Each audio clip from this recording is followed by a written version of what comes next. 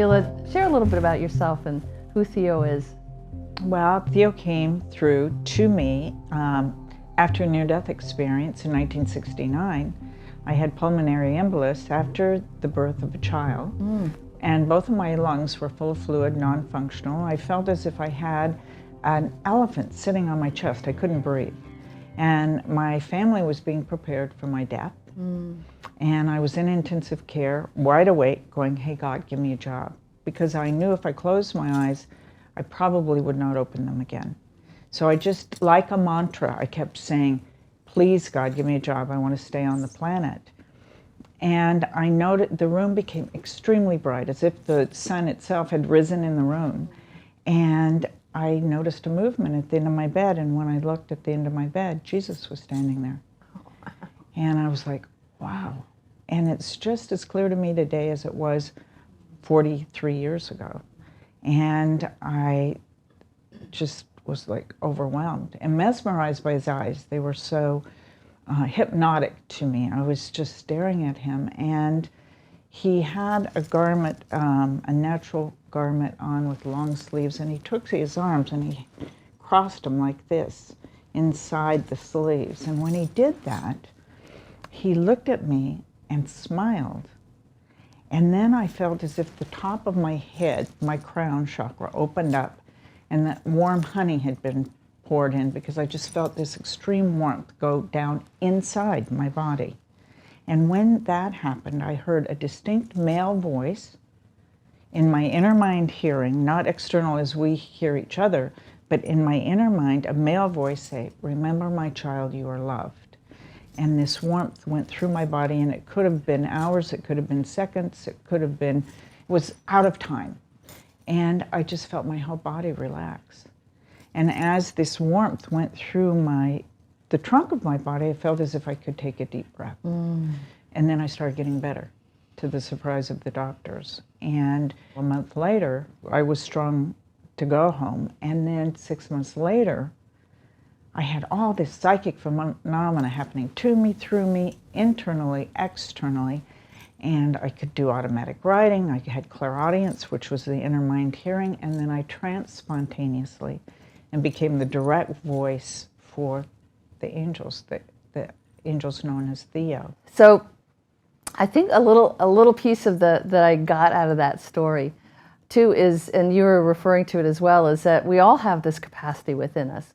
We all have this capacity to tap into the masters even within ourselves. Do you think that's true? Oh, I definitely think it's true. I think that we're all psychic. I think that we just have certain areas of our psychic that block us from allowing that to come through. We all have that ability to connect to source, to connect to our higher self. I've watched over the 40 years I've been doing this work that there have been waves of awakening that have been happening. Sure, 43 years. I mean, my goodness, you've seen it all. And I've watched these openings, because back when I opened up, there wasn't anybody to talk to about this. People didn't talk openly about their psychic ability or metaphysics or parapsychology or anything like that, because they were fearful of being ostracized.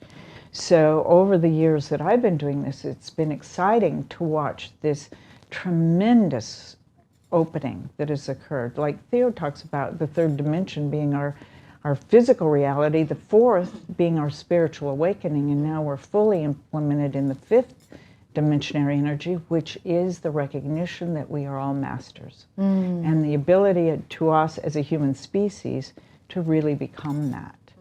And so it's really watching this whole thing evolve has been such a blessing and challenging. So shall we invite Theo in and have a chat with Theo? Sure.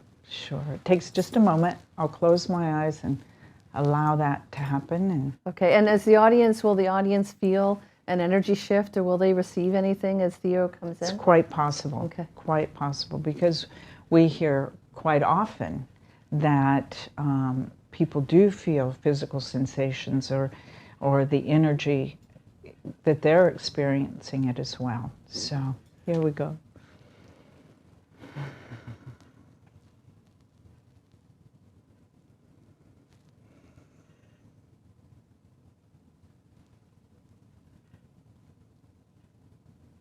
It is the beginning, is it not? Wow, that's remarkable to watch you come in, Theo.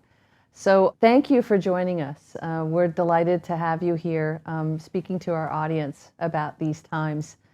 I have a question. For 43 years in our times, you've been talking to Sheila and Sheila's audiences and her clients about this time that we are in now. What do you see for us as humanity as we're moving into these fifth dimensional energies? This is a time of grand evolution for the human species. Never before has the human body been at a vibrational level to accept the full essence of one's soul and divine beingness, the masters that you are. For it is as the Master, Jesus, spoke, all that he could do, you could do, and more. And this is the time of which he was speaking. For there is the necessity of this vibrational frequency being refined in the physical body, as well as the energy that is about the earth, and that is this time, fully implemented now, and knowing and seeing and sensing and observing the changes within societies, with changes within the human cultures, of a coming together of a common unity, a community of humankind now throughout the world, touching one another. Technologically, this can be done in an instant. There is no time and space. You were on a series of ours recently where you introduced this idea of common unity as community. And so community is a very important aspect of this time that we are in. Can you say a little bit more about that? Relationships are very important, for it is that connectivity. Humans are herd animals, are they not, and wish to belong to societies, to communities, to families, to be a part of a greater structure and an influence of that greater structure coming together with the heart. Yes? So it is the recognition that you are one, a one species with the same dreams, desires, and purpose, ultimately, to be alive on this planet and to experience emotions. So herein lies that recognition, not in judgment of one another, but in recognition that you are one, that each soul has chosen to be present in a human body for its fuller expression and understanding of the human experience, which is emotional. Yes? The emotions are experienced, but when one comes into that full essence of the love of self, not self-centered, but centered in selfness, that there is that expression that is the fullest love of source. Unconditional is what you call it. But ultimately, it is a higher vibration than that. It is that which permeates all that is. And when one's aligned with it, there is no limitations. So as we move into these times, what kind of a world are we going to be seeing in the near and distant future? The global economic structure that benefits all, a global governmental structure that benefits all, and it is a collaborative experience. You're globalists, not nationalists any longer, as you recognize the global common unity of humankind.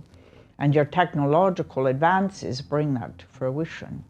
And the leaders then align with that. You will notice as awakenings occur, your leaders become that awakened group that lead the masses. But it is by the voice of the people, the desire of the people, that these changes occur. And it is coming from within, as beings recognize the divine being that they are, the master that they are, then that is expressed in the outer, is it not? Not from an egocentric point of view, but centered in soulness, centered in self, not self-centered. And when that is the evolution of the individual, there's a sense of humility and peace and radiance that permeates society. It is as the ripples on a pond. It goes to the edges of the universe, each being significant in that as they recognize their divinity.